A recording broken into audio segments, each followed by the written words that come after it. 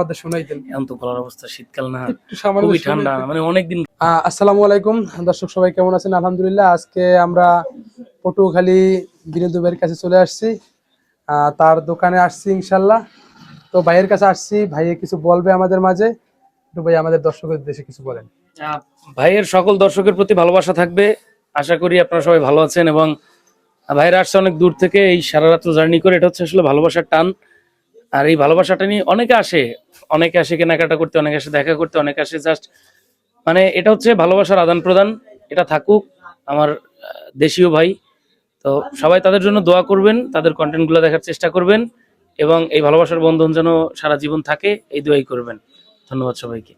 আর আমি আমি একটা কথা বলছিলাম, আপনার যে বর্তমানে যে একটা গান বাংলাদেশের জন্য বানাইছেন, এটাও খুব ভাইরাল মনে করেন। যদি একটা ক্লিপ আমাদের শোনাইতেন। এখন তো গলার অবস্থা, শীতকাল না, একটু সামান্য খুবই ঠান্ডা, শোনাইতেন। মানে অনেকদিন গাই না। আমি ওই যে বিসিসিএল আয়োজন করছে না, জি জি। তো বিসিসিএল আমার পটুয়াখালী স্ট্রাইকার্স এর গান বানামু, 3 দিন বসছি গান লিখতে। গলার অবস্থা দেখে যে সময় নাই, আর গলাও খারাপ, গলা প্রচুর ব্যথায়, 3 দিন ধরে ঠান্ডা লাগছে, গলা ব্যথা, আমি কথা বলি কষ্ট করে। আচ্ছা, ইনশাল্লাহ ভাই অন্য এক বলছে, সময় ইনশাল্লাহ শোনাবো, অন্য এক সময় ইনশাল্লাহ আবার আসবো, আমরা শুনবো। ইনশাল্লাহ। আর সবার জন্য দোয়া রইলো, ভালোবাসা রইলো। আর খান সাহেবটা আসেন এদিকে, আসেন আসেন আন আসেন। আন কথা বল লাগে।